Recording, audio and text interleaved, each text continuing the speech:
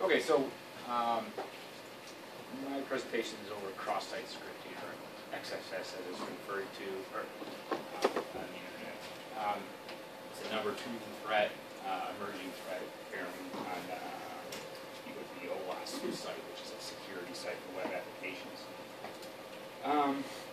So basically, a little intro to security vulnerability found in web applications.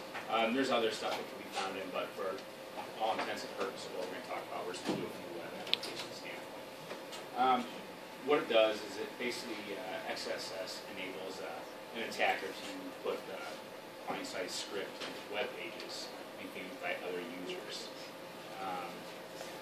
Basically, any place where you can put input into a web page could be a possible vulnerability for a cross-site script attack. A little fact: cross-site scripting carried out on websites account for roughly 84% of all security vulnerabilities, according to Semantic. Okay, so basically the security philosophy that's been brought up since the web has gotten popular is the single origin philosophy. Basically, if you allow a server or a website permission to your computer, you allow anything from that domain to have permission or at least access to resources on the computer. And as opposed to if that website referred to other servers or wherever, you have to grant individual permissions. So what that means is, like with the cross-site scripting attack, somebody could inject some sort of client code to allocate or pull some sort of information or data that might be of interest to somebody, and then have it sent somewhere else to another server.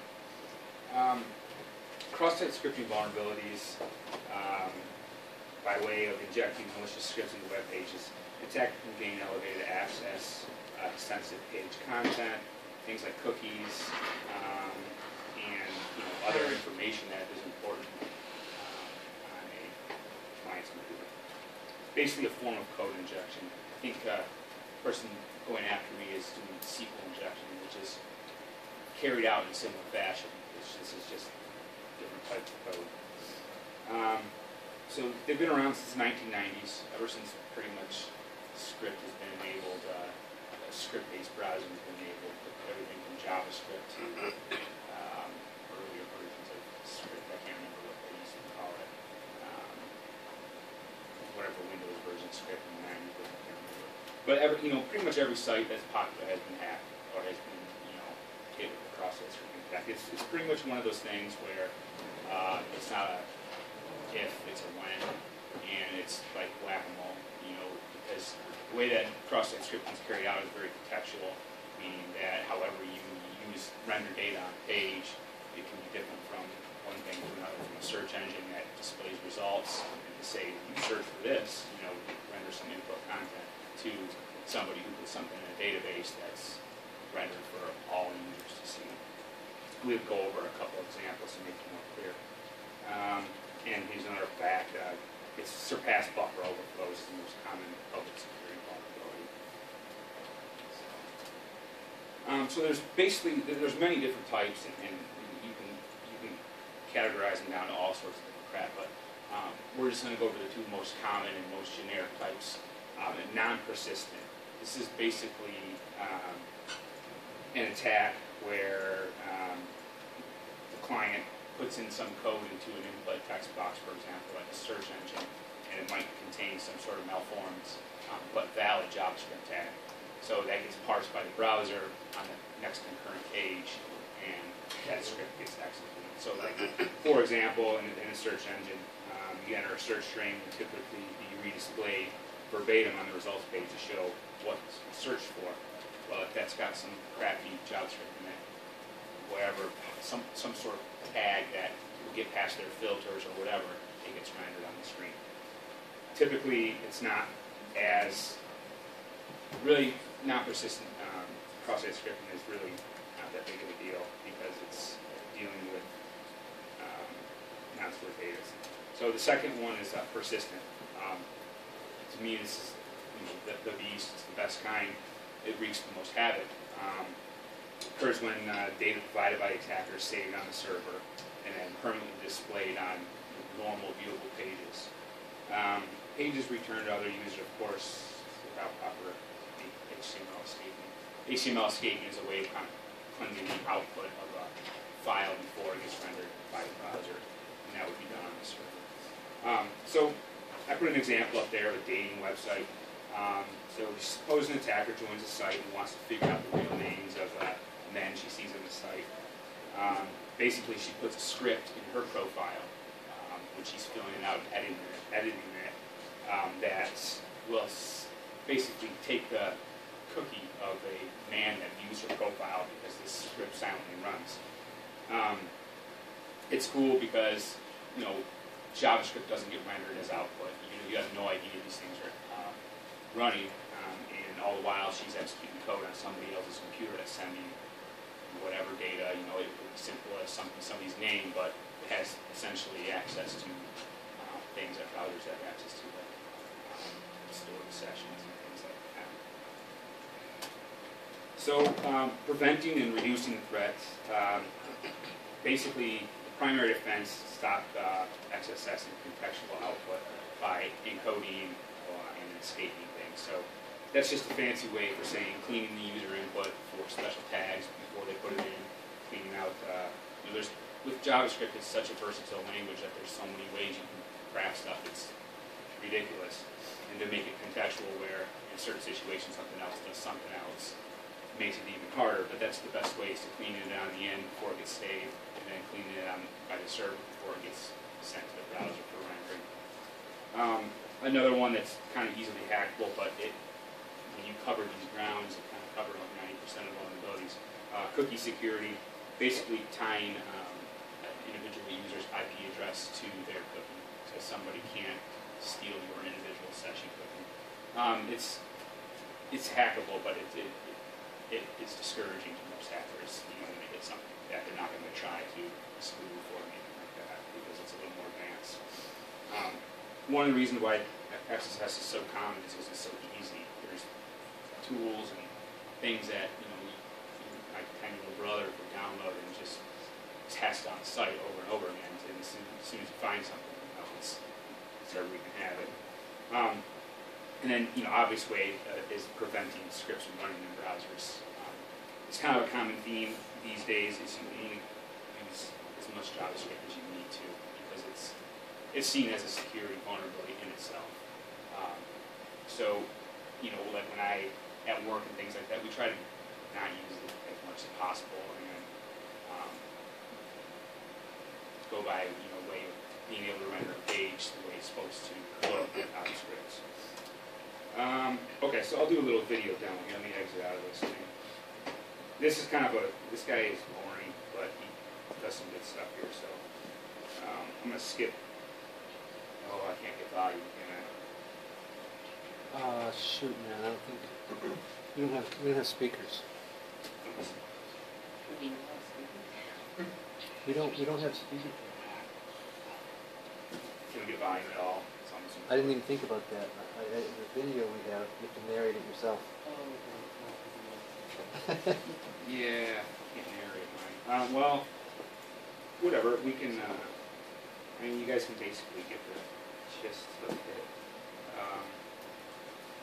Anyways, let me give you like a cheat sheet, and you can kind of see some of the stuff that actually gets executed on websites to test for. So, oops. Let me talk to this guy. All right, so this site is the Open Web Security Application Project. It's kind of like a revolving web security analysis of current trends and things. Basically, you get down here and there's a bunch of tests you can do on websites and to test your website or somebody's website or whatever your intents are to see if they have vulnerabilities. You know, here's an example of a script. So I mean, I work with JavaScript all day long, and I have no idea that you can do certain things like this. You know, it's such a crazy language, and that's what makes it so hard to stop. So this guy is basically using something called locator. Basically, if you take this guy like right here, copy it. Maybe we'll go to OU's website or something. Let's see if we can see what happens. Oops. I've never been to Oakland's website. So something right here, this is a potential vulnerability if it's left unfiltered. Drop that script in there and see what happens.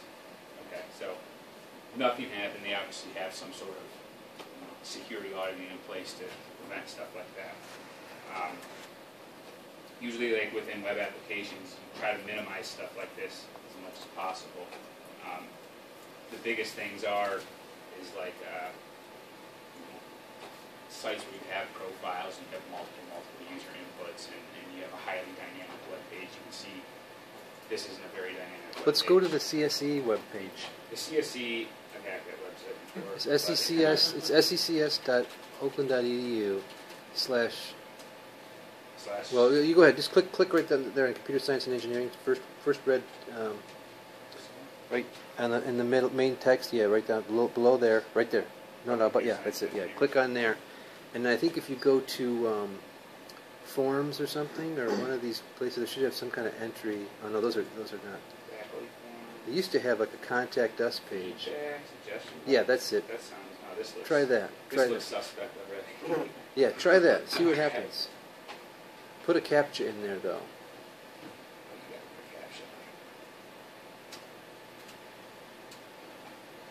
I always fail at these things. Well, that's a good idea. He's getting video evidence of this. No one's gonna know. I don't think. XSS, though, so We're penetration testing. He's not. Well, we'll try a couple different ones since we got. Go ahead, paste.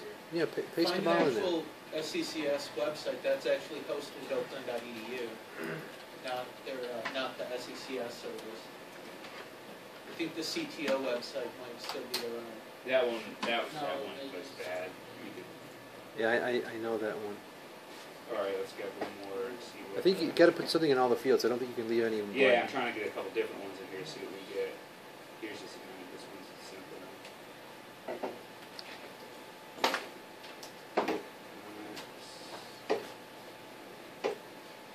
See something with the others on the ads. All right, we'll delete that one. No, because you need to have a good.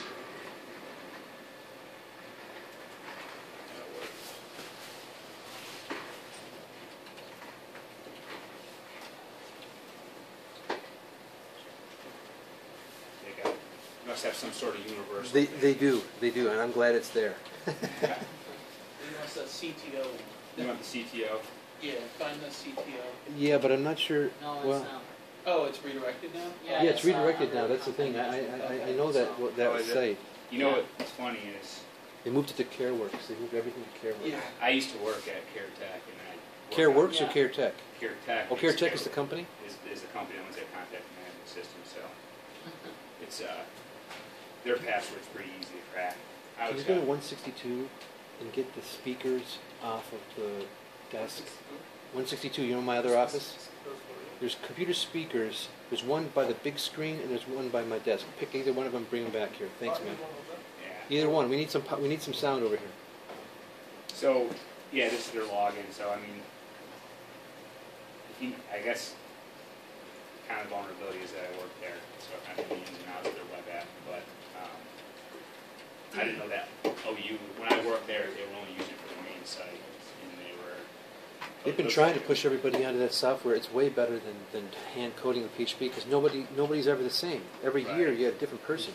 I actually supported it for a while. It's nice. It's all .NET stuff, and I mean they probably if they're using it everywhere, it's going to be a lot secure. Yep. So, I wish I could play this video. But He's bringing the sound if you want to wait until later. yeah, I mean we can run it later, and then you can just kind of. I have to wait for the sound. Yeah, we'll wait for the sound, but that's not bad right there, Don. I mean that's pretty good. So that's 14 minutes. That was 14. So That's here a we'll. lot.